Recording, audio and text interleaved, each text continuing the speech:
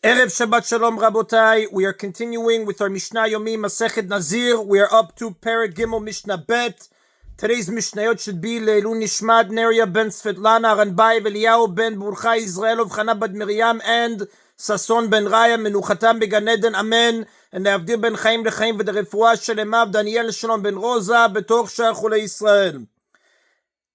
Having learned when a Nazir shaves his hair after completing one term, the Mishnah teaches when he shaves if he observes two consecutive terms.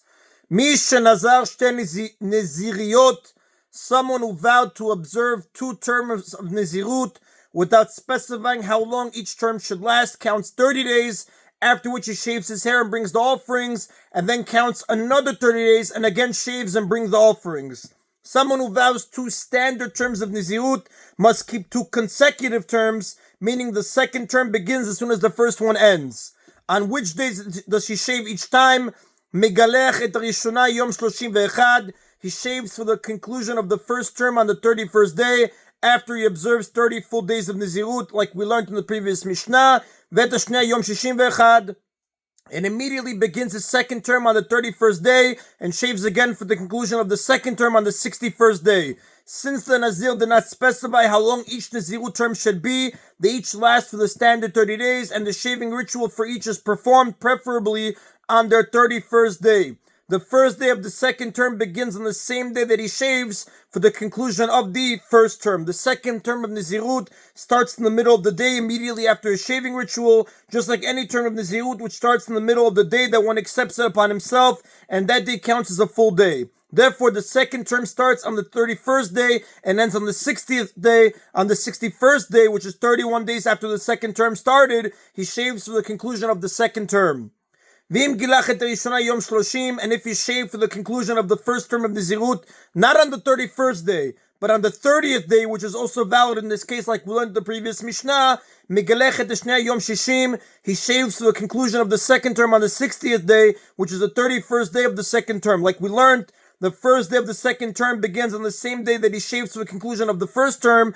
Since he ended the first term on the 30th day, he may shave for the conclusion of the second term on the 31st day of the term, which is day 60. Even though he shaved on the 30th day of the term and relied on partial observance of that day to count as if he observed the entire day, he should preferably wait 30 full days more until the 31st day of the second term to shave for the second term and not rely on partial observance again.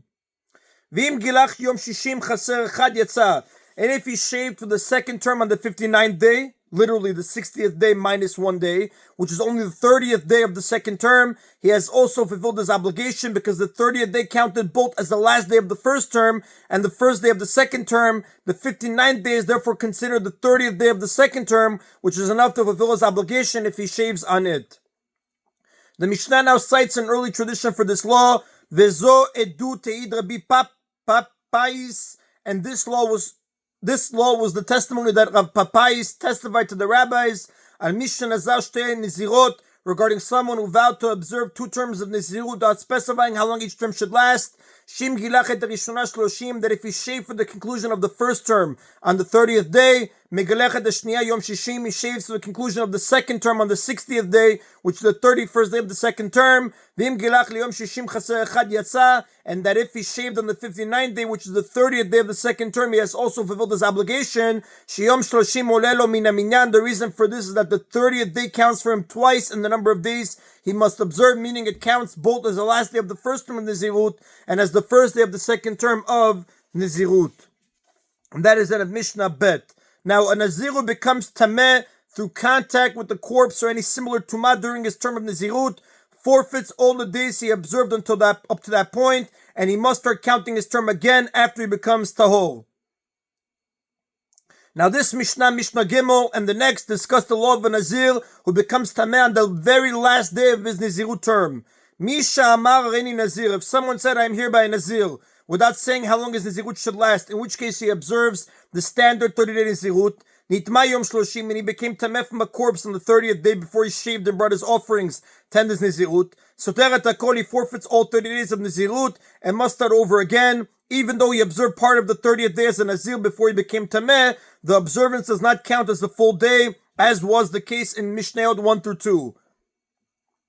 unless he ends his Nazirut by shaving and bringing his offerings. Therefore, he was still considered in the middle of his term when he became Tameh, and he forfeits all 30 days. Now, the next Tana disagrees. Rabbi Eliezer says, Eno soter al shiva, he forfeits only 7 days. According to Rabbi Eliezer, observing part of the 30th day before becoming Tameh counts as an entire day, even though he did not yet shave and bring his offerings. Therefore, his term was considered over before he became Tameh, and he does not forfeit any days of his Nazirut. Instead, he must simply remain a Nazir for 7 days more in order to purify himself from his Tumah, after which he may shave and bring his offerings. Now, when Rabbi Eliezer speaks of forfeiting 7 days, he does not mean that the Nazir must repeat 7 days of Nazirut. Rather, he means that the Nazir is forced to observe his Nazirut for another 7 days because he cannot enter the temple and conclude his Nazirut with shaving and offerings while he is Tameh. Since it takes 7 days to become Tov from a corpse Tumah, he is forced to observe his Nazirut for 7 more days. Now, a case where everyone agrees that the Nazir forfeits all 30 days of Nazirut.